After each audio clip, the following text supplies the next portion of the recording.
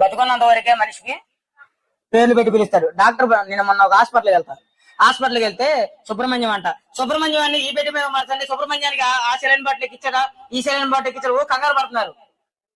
సుబ్రహ్మణ్యం చచ్చిపోయాడు. ఆ సెలైన్ పెట్టమని డాక్టర్ ఏమో తెలుసా, ఈ శవాన్ని తీసుకెళ్లి మార్చిల్లో పడేయండి. వేరేమైపోయింది.